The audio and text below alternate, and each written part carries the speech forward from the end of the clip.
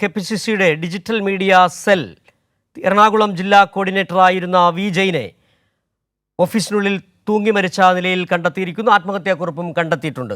DMC നേതൃത്വം party വിരുദ്ധ പ്രവർത്തനങ്ങൾ നടത്തുന്നത് ജെയിൻ കെ.പി.സി.സിക്ക് പരാതി നൽകുകയും ചെയ്തു. വിവരങ്ങളുമായി ഇപ്പോൾ ഉമേഷ് ചേരുന്നു. ഉമേഷ്, കഴിഞ്ഞ ദിവസമാണ് കോഴിക്കോട്ട് ഒരു കോൺഗ്രസ് നേതാവ് പാർട്ടി ഓഫീസിനുള്ളിൽ തന്നെ തൂങ്ങി മരിച്ചത്. ഇപ്പോൾ കെ.പി.സി.സിയുടെ ഡിജിറ്റൽ മീഡിയ എറണാകുളം ജില്ലാ കൺവീനർ ഓഫീസിനുള്ളിൽ തൂങ്ങി മരിച്ചിരിക്കുന്നു.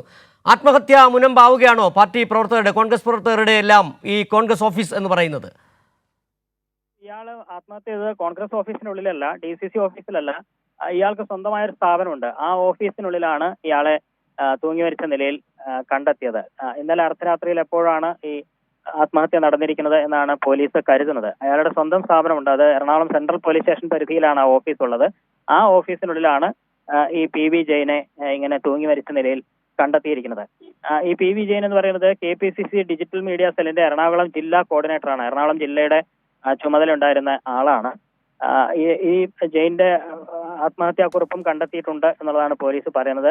അതിൽ വ്യക്തിപരമായ ചില കാരണങ്ങൾ എന്നുള്ളതാണ് പോലീസ് ഇപ്പോൾ പറയുന്നത്. എന്താണ് യഥാർത്ഥ കാരണം എന്നുള്ളത് വിശദമായ അന്വേഷണത്തിലൂടെ മാത്രമേ പുറത്തു വരൂ എന്നുള്ളതാണ് പോലീസ് പറയുന്നത്. നിലവിൽ 2 ആത്മഹത്യാക്കുറിപ്പുകൾ ഉണ്ട് എന്ന ചില വിവരങ്ങൾ കൂടി പുറത്തു വരുന്നുണ്ട്. അത് ഒന്ന് ഈ ജെയിന്റെ ഭാര്യയ്ക്ക് നൽകിയതും മറ്റൊന്ന് മക്കൾക്ക് എന്നുള്ള രീതിയിൽ 2 ആത്മഹത്യാക്കുറിപ്പുകൾ തയ്യാറാക്കിയിട്ടുണ്ട്. അതിലെല്ലാം വ്യക്തിപരമായ ചില പ്രശ്നങ്ങൾ എന്നുള്ള രീതിയിലാണ് പറയുന്നത് എന്നാണ് പോലീസ് വ്യക്തമാക്കുന്നത്. ഏതായാലും വിശദമായ അന്വേഷണം നടത്തും. ഈ ജെയിനെ സംബന്ധിച്ച് ജെയിൻ ഏതാനും നാളുകൾക്ക് മുമ്പാണ് ഈ KPCC നേതൃത്വത്തിന് ഒരു പരാതി നൽകിയത്.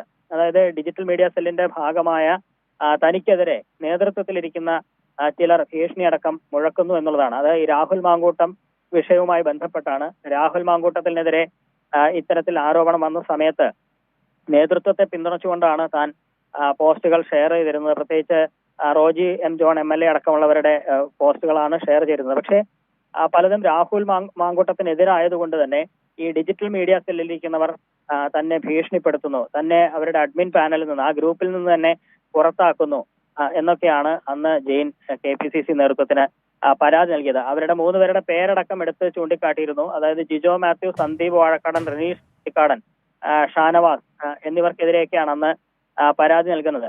ഈ രാഹുൽ മാങ്കൂട്ടത്തിൽ വിഷയത്തിൽ നേതൃത്വത്തെ പിന്തുണച്ച് പോസ്റ്റ് ഇടുന്നത് പലർക്കും ഇഷ്ടപ്പെടുന്നില്ല എന്ന് ജിജോ പറഞ്ഞു. ഇത് കേൾക്കാതെ താൻ വീണ്ടും ഫേസ്ബുക്ക് പോസ്റ്റ് ഇട്ടതോടെ അഡ്മിൻ പാനലിൽ നിന്ന് പുറത്താക്കി എന്നൊക്കെയാണ് പറഞ്ഞത്.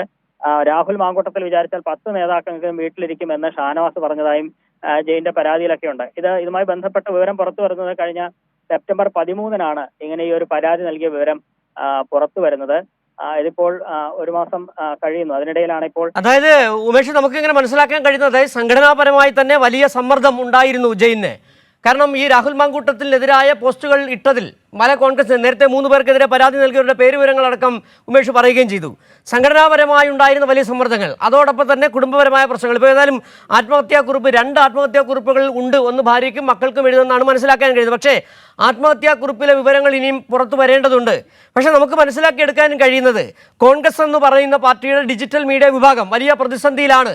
ആ മീഡിയ സെൽ ഉണ്ടോ ഇല്ലയോ എന്ന് സംബന്ധിച്ചുള്ള തർക്കങ്ങൾ നടക്കുകയാണ്. അതിൽ രാഹുൽ മാങ്കൂട്ടത്തിന് അനുകൂലിച്ചും പ്രതികൂലിച്ചും വന്ന ചില വാർത്തകൾ, ഫേസ്ബുക്ക് പോസ്റ്റുകൾ, അതിൻ്റെ പേരിൽ ഡിജിറ്റൽ മീഡിയ സെല്ലിലെ പലരും പലതരത്തിലുള്ള പ്രതിസന്ധികൾ അനുഭവിക്കുന്നുണ്ട്, സമ്മർദ്ദം അനുഭവിക്കുന്നുണ്ട്. അതിൽപ്പെട്ട ഒരാൾ കൂടിയാണ് ജെയിൻ. അങ്ങനെ സംഘടനാപരമായ വലിയ സമ്മർദ്ദം ജെയിൻ ഉണ്ടായിരുന്നു എന്ന് തന്നെ നമുക്ക് മനസ്സിലാക്കാം. അത്തരത്തിലുള്ള സമ്മർദ്ദം ഉണ്ടായി എന്നുള്ള കാര്യം ഉറപ്പാണ്. കാരണം ആ ദിവസങ്ങളിലെല്ലാം ഈ PV ജെയിൻ കടന്നു വരുന്നത് വലിയ മാനസിക സംഘർഷത്തിലൂടെ തന്നെയാണ്. കാരണം ആരെ പിന്തുണയ്ക്കും എന്നുള്ള ഒരു ആശയക്കുഴപ്പം ജെയിൻ ഉണ്ടായി എന്ന് വേണം മനസ്സിലാക്കാൻ. അതായത് നേതൃത്വത്തെ പിന്തുണയ്ക്കുക എന്നുള്ളതാണ് ഈ ഡിജിറ്റൽ മീഡിയ സെല്ലിന്റെ ചുമതല. അതുകൊണ്ട് തന്നെയാണ് നേതാക്കളടക്കമുള്ളവർ, VD സതീശൻ അടക്കമുള്ളവരെ അവരുടെ പോസ്റ്റുകൾ ഷെയർ ചെയ്യുകയും അല്ലെങ്കിൽ അവരുടെ നിലപാടുകൾ പ്രചരിപ്പിക്കുകയും ഒക്കെ ചെയ്തതാണ്. പക്ഷെ അതിനെതിരെയാണ് ഈ ഡിജിറ്റൽ മീഡിയ സെല്ലിലെ തന്നെ മറ്റൊരു വിഭാഗം രംഗത്തെത്തിയത്. അത്തരത്തിൽ ഇനി പോസ്റ്റുകൾ ഷെയർ ചെയ്യുന്നത് പലർക്കും ഇഷ്ടപ്പെടുന്നില്ല. അത് കരുതിയിരിക്കണം. രാഹുൽ മാങ്കൂട്ടത്തിൽ വിചാരിച്ചാൽ 10 നേതാക്കളെങ്കിലും വീട്ടിലിരിക്കും. അതുകൊണ്ട് ഇത്തരം രീതി ഇനി തുടരേണ്ട എന്നൊക്കെയാണ് ഭീഷണിപ്പെടുത്തിയതാണ്. പക്ഷേ നേതൃത്വത്തിന്റെ നിലപാട് എന്നുള്ള നിലയിൽ വീണ്ടും താൻ അത്തരത്തിൽ ഫേസ്ബുക്ക് പോസ്റ്റുകൾ പല ഗ്രൂപ്പുകളിലേക്കായി ഷെയർ ചെയ്തു. അതിന്റെ തുടർച്ചയായി തന്നെ ആ അഡ്മിൻ പാനലിൽ നിന്ന് തന്നെ പുറത്താക്കി, ജില്ലാ കോർഡിനേറ്റർ സ്ഥാനത്ത് നിന്ന് തന്നെ നീക്കാനുള്ള നടപടികൾ മുന്നോട്ട് പോകുന്നു. അതുകൊണ്ട് ഇക്കാര്യത്തിൽ കർശനമായ നടപടി സ്വീകരിക്കണം, ആവശ്യമായ നടപടികൾ സ്വീകരിക്കണം, അതിനെതിരെ അന്വേഷണം നടത്തണം എന്നൊക്കെ ചൂണ്ടിക്കാട്ടിക്കൊണ്ടാണ് കഴിഞ്ഞ മാസം ഒരു പരാതി KPCC നേതൃത്വത്തിന് നൽകിയിരിക്കുന്നത്.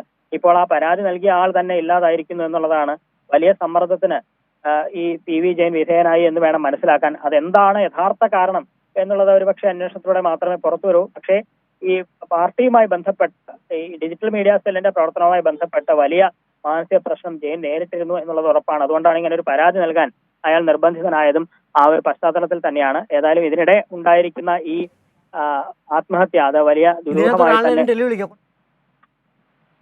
ദുരൂഹമായി തന്നെ തുടരുകയാണ് സിജു. ശരി ഉമേഷ്.